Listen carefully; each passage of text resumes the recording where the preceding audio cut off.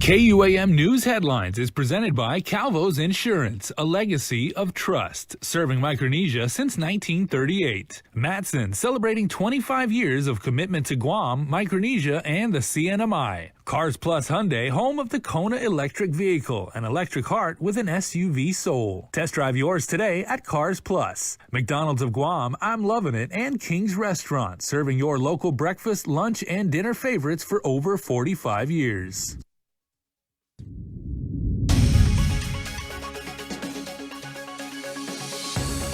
Coming up on Primetime, the first batch of All Rise payments are being processed. Mr. Lecanto has full details. Plus, along with dealing with an increase in hospitalizations, Guam's only public hospital is also dealing with staff contracting COVID. And Chris Barnett reports on how the local paramedic certification program lost its accreditation. Hafa and good evening. I'm Tyler Matsinani. The first batch of All Rise claims has been processed and sent to the Treasurer of Guam for payment. So far, 18,000 out of a total of more than 33,000 applications were cleared, totaling some $19 million. DRT Director Daphne Shimizu. Because this is a first in, first out process, we have to make sure that all applications that were A status came in and we get those paid before we move into the next day. But again, we're really excited to just be able to get these, begin to get these payments out. They'll get to the treasurer no later than Monday morning. And so again, it does take a little bit of time for the treasurer to get those mailed out. But that is the time when the treasurer will review, work to get those mailed out, and then also work to execute any direct deposits. About 6,000 claims, or 17%, are in suspense status, meaning they have errors that need to be corrected. What will happen is our team actually has a review committee. We're going to be reviewing the reasons for the suspend status, and so we determine whether or not those eventually get paid. The program is capped at $30 million. Shimizu says it's difficult to calculate the total amount claimed so far because there are still many in suspense status and there are also many manual claims that still need to be processed. But if the amount of valid claims exceeds the cap? Governor Leon Guerrero has indicated that if there is another $5 or $10 million that is needed, she will work to try to identify funding so that we can work to make payment on that. Now, it's difficult to tell exactly the dollar figure that's associated with the total. We know we're in about the $30 million range, but because we have so many applications that are in suspense status, and we still do have applications that are yet to be processed, the manual ones, it's difficult to tell exactly the dollar figure. The All Rise application period ends Wednesday, September 15th at 5 p.m. for both in-person and online filings.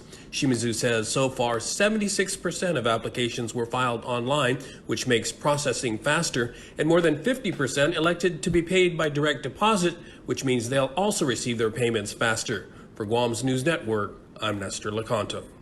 In a White House speech Thursday, President Biden outlined a major new pandemic response to combat the surging coronavirus.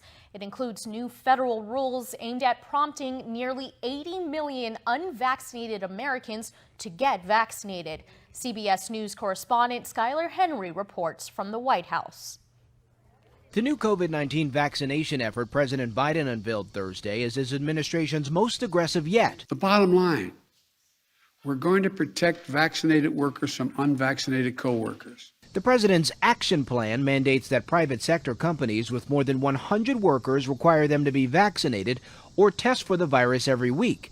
Workers at health facilities receiving Medicare or Medicaid money will also have to be fully vaccinated. If you want to do business with the federal government, vaccinate your workforce. And all federal and contract workers must get their shots as well or face losing their jobs. Arkansas Governor Asa Hutchinson is among Republicans criticizing the approach, saying in a statement that federal government mandates on private businesses are not the right answer. Among other wide-ranging measures to battle the surging pandemic, President Biden said fines will double for airline passengers refusing to wear masks. If you break the rules, be prepared to pay. And by the way, show some respect. And now, with the spike in cases among children and teenagers, the president is urging schools to set up regular testing for staff and students. That comes as the Los Angeles Unified School District voted Thursday to mandate COVID vaccines for all eligible students. Item passes. Thank you. Before the vote, one school board member said he's old enough to remember when polio crippled some of his classmates. Skylar Henry, CBS News, the White House. The Guam Memorial Hospital may be dealing with increasing numbers of hospitalizations, but according to hospital management, they're also seeing an increase in staff contracting COVID.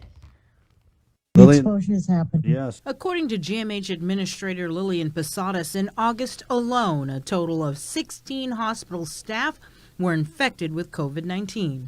Just this week alone, we've had like about 7 of our staff with COVID infection. Posadas' employees were from various departments such as dietary, laboratory, radiology, security, and employees assigned to sit and watch COVID patients.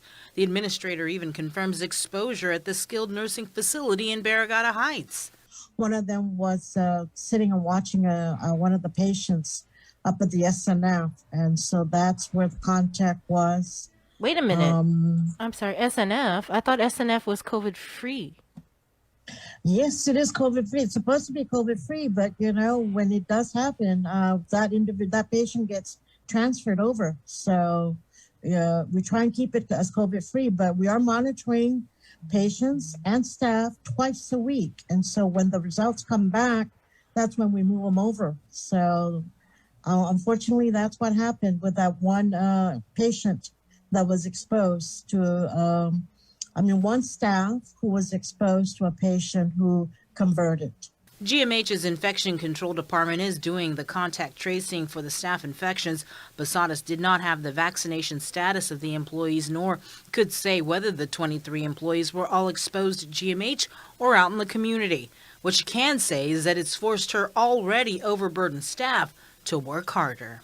We also have staff who are willing and who are committed to then continue working. They're working extra hours. So, you know, everybody's stepping up to the plate and stepping up to their, responsibility to help out and put in extra hours to cover where we need them to cover. Guam is getting $32 million in federal funding for the design and construction of a new public health biosafety lab. The governor received the notification of award from the Office of Local Defense Community Cooperation, formerly DOD's Office of Economic Adjustment. The lab would be capable of biosafety level 2 and 3 analytical testing. It would not only serve Guam, but also the military and the region.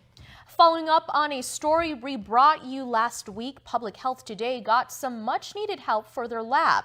Through FEMA's medical staffing program, 2 medical technologists or clinical lab scientists arrived to Guam today. As we reported, Public Health made the request last week and FEMA approved it. More medical professionals are expected to arrive next week. They will help with the administration of monoclonal antibody treatments and vaccinations. The search continues, but who is driving the majority of infections? Daniel Perez reports.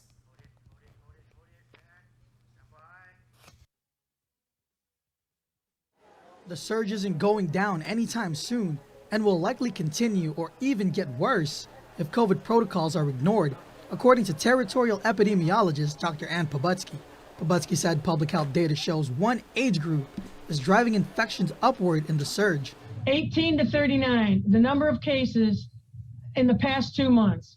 Again, going back, you see there we had very little going on with all the age groups, and then boom, it starts to take off early August. And here's what it looks like for the last 2 months. Those are cases in that age group. This is the driving force. Dr. Pabutsky added that civilian cases aren't the only ones on the rise. April and May, we started seeing this increase in the military cases. And we met with them. It was right after we kind of were concerned about these military cases that they did a mask mandate on the base. And with a huge number of children ineligible for vaccination, Pabutsky says child infections are on the rise too. Basically, you're seeing the kids are surging along with the adults. What's different from last year is that the kids have surged past some of the adult groups, the 0 to 11, because they're ineligible for vaccination. Pabutsky asked the public to follow pandemic protocols currently in place, but we asked her if stricter measures would be more effective. 2 weeks with a lockdown, except for police, fire, public health, it would contain the spread, but nobody wants that. So it's up to us to do the other thing, which is vaccinate everybody, test who we can, and make sure people follow the rules if you're sick. Reporting for Guam's News Network, I'm Daniel Perez. A local paramedic program promising national paramedic certification for graduates has lost its accreditation, leaving firefighters enrolled in it wondering, is it even worth it anymore? Here's more. It seems so promising. Paramedics in paradise, with the governor touting the launch of her first ever paramedic training program for Guam. School of EMS is the accredited paramedic program, and we're partnering with GCC to use the facilities and the equipment to do the hands-on training. When I became governor, that was the first thing that I said to Dan, even when I interviewed him. What are your plans for bringing paramedics to our island? The key takeaway from this paramedic program, upon successful completion of it, National Paramedic Certification for graduates. It is a nationally accredited EMS program. When we graduate our people here, they are going to be at the same level as any other paramedics in the United States. The paramedic program starting in May of 2020 with 36 Guam Fire Department firefighters. It is a challenging course. It's not an easy course. The amount of time it takes on top of the COVID responses and how much they're working, they have to be commended for what they're doing. It was smooth sailing until February of this year when GFD was notified that the accreditation for the School of EMS Guam Paramedic Program was being pulled. This means that local firefighters enrolled in the course will no longer be nationally certified paramedics when they graduate. Instead, they'll be allowed to take the national certification exam, but even if they pass, because Guam's paramedic program is no longer accredited, they won't be nationally certified. This has got program participants like firefighter Angel Ilagas fired up. It is pretty depressing and disappointing that we're not going to get the badge of honor, but I mean, a lot of us are really upset about it. The students started getting bummed out, and we're kind of upset and depressed at the same time, but mainly upset. Burrier, however, downplayed the national certification, which is granted by the National Registry of Emergency Medical Technicians upon completion of an accredited program. Even without that gold patch, the education they're receiving is invaluable. There are 24 firefighters left in the program, and while Burrier says enrollment dropped because of deployments and other commitments students had, Ilaga said many dropped out of the program because at the end of the day, without national certification, the program just wasn't worth it anymore. But Burrier said if the accreditation issues are solved, graduates of the program may be granted certification in a couple years. The situation has Burrier and the local Emergency Medical Services Board working on a solution. The end game and what everybody's striving for is that we still get them licensed locally as paramedics. It gets even more complicated. The AG's office says the law currently doesn't allow for the local licensing of paramedics, so Burrier said a committee formed by the EMS board is looking for a way forward. We're looking at the proper pathways that we need to do, and we have a committee that is working on that law specifically. We're meeting every week. We're processing and comparing and looking at other laws in the states. And while national paramedic certification for program participants seems to be up in smoke, Ilaga said quitting is not an option. The most we can do is actually just drive on and finish the course. However, like you were mentioning, we don't get the NRT certification. For Guam's News Network, Chris Barnett reports. Burrier adds that any solution for local licensing of paramedics would have to be introduced and passed by the legislature and signed into law. Stick around for more news here on Primetime. You're watching KUAM.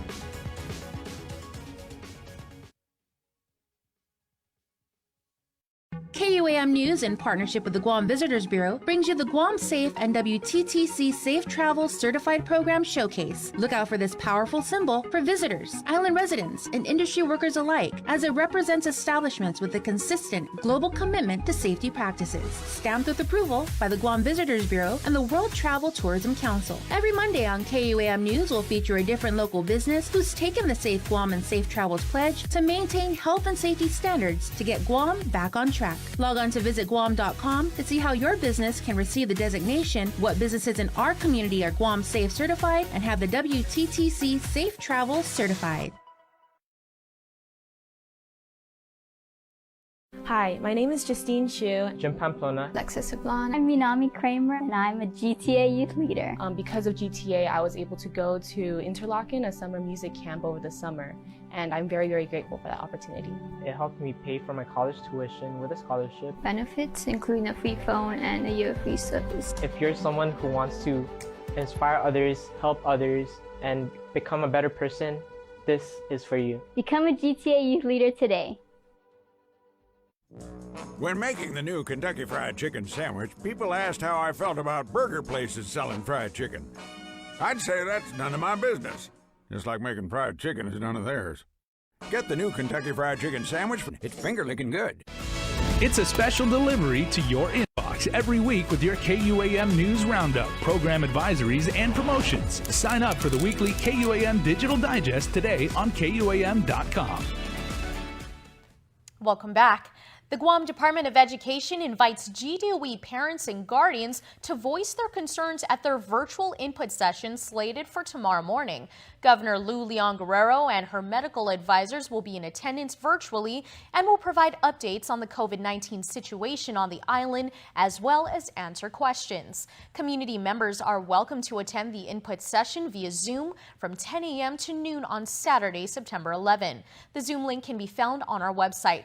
Just a friendly reminder, only up to 500 participants can join the virtual input session, but it will also be live streamed on GDOE's Facebook page. One of two men wanted in connection to a shooting that occurred last month in Harmon has been arrested. According to GPD spokesperson Paul Tapau, agents with the Criminal Investigation Division located 27-year-old Jensen Belga DeVellis at a home familiar to detectives. He was arrested along with 42-year-old Wakatni Williander and 40-year-old Wayne Williander. DeVellis was arrested for attempted murder, aggravated assault, reckless conduct, conspiracy, possession of firearms without a valid identification, illegal transfer of firearm, use of a deadly weapon in commission of a felony, unlawful discharge of firearm, resisting arrest, theft by receiving stolen property, and obliteration of firearm identification number. Wakatni Williander was arrested for hindering apprehension. Wayne was also arrested for hindering apprehension, but also for obstructing of government operations, unsworn falsification, and possession of a Schedule II controlled substance. Both Wakatni and Wayne were booked and released. The search, meanwhile, continues for 31-year-old Justin Michael Duenas. Guam's drug problem, the rising number of COVID cases, all factors contributing to an increase in child abuse cases on island. We bring you a closer look. We don't hear about them enough. Frontliners battling Guam's growing child abuse problem. Peter Santos is one of them. As a CPS investigator, he's seen the heartbreak and horror. When you're stuck at home and there's nothing, no power, no water, sometimes no roof, no walls, you know, like some people are living real hard lives, and people don't necessarily see that side of Guam. And unfortunately, CPS is seeing more and more of our children being abused, many of which have been connected to parents and guardians with substance abuse problems. Santos adds a majority of the reports were made at school. There's a lot of kids out there that school is their safe haven. You know, for that 8 hours a day, they're away from the person that's been abusing them. They're away from that kind of trauma that they face on a day-to-day basis. And now they're back, you know, a lot of them locked up with their abusers. The growing caseload has led to the growing need for foster parents. CPS case manager Melanie Manglotnia is pleading for the community's help. Emergency foster parents, where, you know, you can decide if you can hold them for 3 days. You know, when we go out for crisis in the middle of the night and we need a placement, those are the kind of foster parents that we call for. And on top of everything they do to respond to the cries for help, they also have to cope with COVID. Jolene Borja is one of 3 DYA social workers tasked to help with CPS operations. We actually got them tested and they came out positive. So, you know, we were stuck in a situation where me and Peter were both exposed to these minors, in addition to two of our other staff that assisted us in removing the kids. So why do they do it? We do it for the sake of the kids, for their safety. And if you're interested in becoming a foster parent, you can contact 475-2653. The Department of Revenue and Taxation confirms another batch of tax refunds will be paid out this week. 2,931 error-free returns from 2020 filed on or before May 16th, 2021 and prior years, totaling a little over $7.2 million, are ready to be sent out. To check the status of your income tax refund, log on to your individual account at myguamtax.com/ and use the lookup status of 1040 refund tool. Sports is up next, and still to come, your Cold Stone Creamery birthday shout-outs.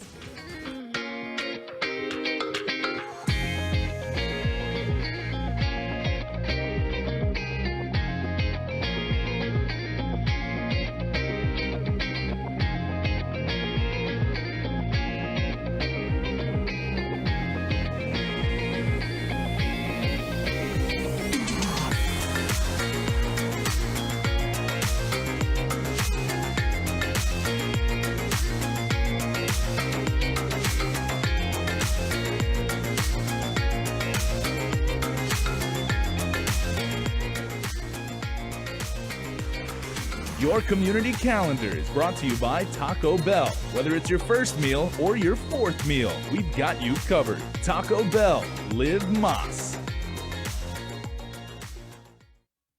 Half a day. As we look ahead to a brighter tomorrow, Matson's commitment to Guam and Micronesia remains stronger than ever. While the world around us is ever changing, what remains unchanged is our commitment to you, our customers, and the island communities we serve. Shipping is what we do best, and serving our community is at the heart of everything we do. But we don't do it alone. This is why we support organizations that make caring for the people and the environment a top priority. We know that many count on Matson's lifeline services in the Pacific, and that's why we continue to work hard to ensure that our shipments remain on time all the time. Matson recently added another Aloha-class vessel to our schedule. We now have 2 of Matson's largest and fastest ships serving Guam from the U.S. West Coast and Hawaii. With our new state-of-the-art vessels, we stand ready to support the region's economic recovery. Thank you for the privilege of serving you for the last 25 years, and you can count on Matson to be here for the next 25 years and beyond. You can count on me. You can count on me for life. Chase a good life, creating those better days. Through each and every phase, keep your roots in the ground. Don't need a work break, keep the smile on your face. The moments you can't replace, and I'll be around. Whoa. You can count on me. You can count on me for life. Yeah. You can count on me. Wherever life takes you, we're always here for you. Calvo's Insurance. Count on us for life. KUAM Sports is brought to you by Docomo Pacific. Better together.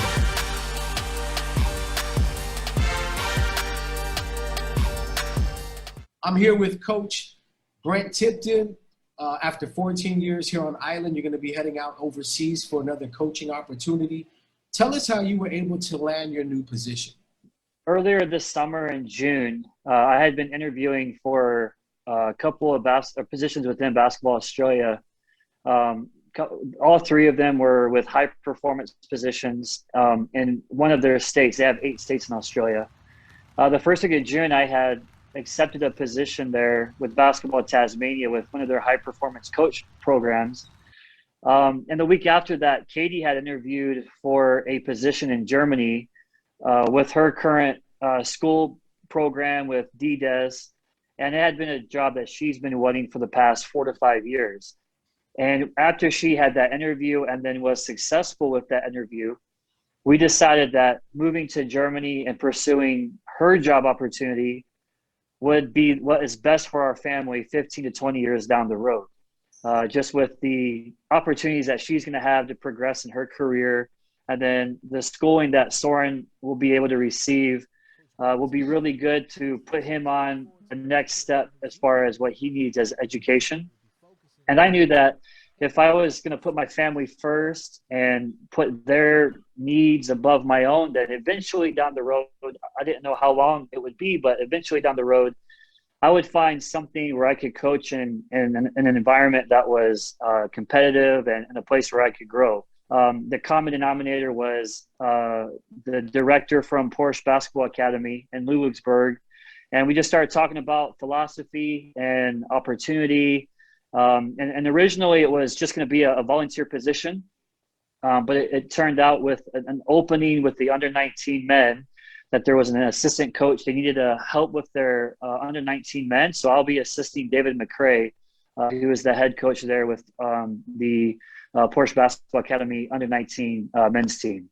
Mindset and philosophy, your approach to the game. Talk about the things you try to instill into your players to help them get better every day. First of all, Guam basketball has been so gracious to allow me to invest in the athletes, to invest in the junior program.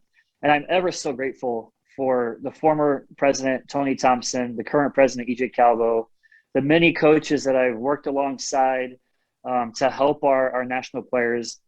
And I think everything has stemmed from what I've learned through Guam basketball. Everything that I've learned and have been able to apply has been a result of the opportunities that Guam basketball has given me. And I think I've boiled those things down to 3 core values for how I want to approach coaching and things that I want to instill in players. The first one, everything comes down to relationships.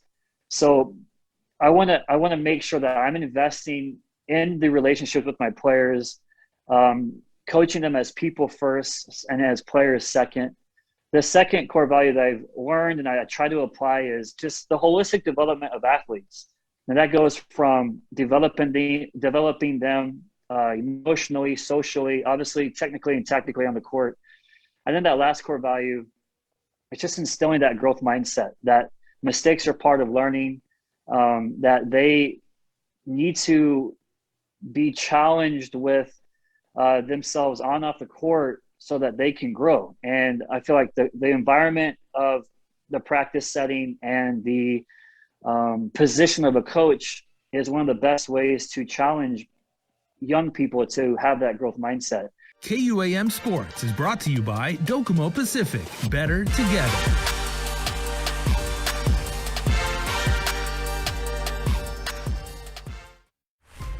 Building on the past, we at Docomo Pacific Business believe in helping businesses move forward and together, changing the way we get things done to make you and your company reach your highest potential. Trust in our commitment to bring you the best solutions for all your business goals. We are Docomo Pacific Business. Let's work better together. Half a day. Hi. That will be $20, please. I forgot my Mobile Smiles Driver's Rewards card. No worries. You can now use your registered mobile number to earn points. Can I use my mobile number to redeem rewards? Sure. Just show us your photo ID or driver's license. That's easy. Our family was recently challenged with a difficult medical condition where my son needed a liver transplant. And I asked Calvo Select Care to assist me with that, and he required off-island care. In fact, it can only be taken care of off-island. So Calvo Select Care was there to help with all the referrals, and the off-island coverage. Of Guam employees and retirees. Enroll now. 100% truck, 100% Jeep. Experience next-level off-roading on your new Jeep Gladiator, the most capable off-road midsize pickup truck crafted for adventure. Equipped with best-in-class towing capacity, legendary 4x4 Jeep capability, and backed by Guam's only lifetime powertrain warranty. Drive home in a 2021 Jeep Gladiator today, starting as low as $315 per paycheck during Jeep Adventure Days. Visit CarsPlusGuam.com to get pre-approved online today. Terms and conditions apply. Cars Plus, driven by you. It's another week of Uno Go's promotion called Office Party on Demand. Check out this week's winner from Guma San Jose in Dededo. On Thursday, Uno Go made a delivery to the fine folks over at Catholic Social Services Guma San Jose Homeless Shelter, who were treated to a special office luncheon from Beach and Shrimp, and it was all made possible by this week's winner, shelter worker Wenya George. The reason why I entered my office for a chance to win a free lunch is because I saw an open opportunity to give thanks and then show appreciation towards them for the hard work they do. And plus, everybody loves free food. Lunch, which was comprised of some of Beach and Shrimp's signature dishes, was delivered hot and fresh to Wenya and her co-workers, who do incredible work at the homeless shelter. First got the call that I won the free office lunch. I was a bit surprised because I actually forgot about it. And I'm thankful, and I want to give a huge thank you shout out to Uno Go, Beach and Shrimp, KUAM, and everyone who participated to make this happen despite going through the pandemic. So thank you and God bless. Congratulations again, Wenya. The promotion goes for just a couple more weeks. You still have time to win a tasty and free lunch for you and your team. All you have to do to enter is register on the Uno Go app or website, follow Uno Go Guam on Facebook or Instagram, and send a direct message with your name, contact, and email address. And before we close out the news tonight, our latest round of birthday shout-outs from the Cold Stone Creamery Birthday Club. Today's birthday recipient has a solo spotlight, so happy birthday on this September 10 to Benjamin Anthony Pangolini Cruz II, who celebrates birthday lucky number 7 in 2021. Happy birthday, Benjamin! Your family and friends are proud to know you, proud of you, and they love you very much. Happy birthday from all of us at KUAM. Remember, you can be part of the Cold Stone Creamery Birthday Club by registering online at KUAM.com. Please make sure to include with your photo your name and birth date. And it is that time of the week where we announce the winner of a yummy Cold Stone Creamery birthday cake. We got your winner for the birthday shoutouts this week, and it is Princess Jasmine Rose Santiago. Congratulations. Jasmine was born on September the 9th, and she and her family are the new owners of a Cold Stone Creamery Birthday Club. Now, Jasmine will be in touch with your family to let you guys know how you can safely and securely pick up your prize. Happy birthday once again from all of us at KUAM and Cold Stone Creamery. That's going to do it for us here on Primetime. Thanks for watching and have a good night.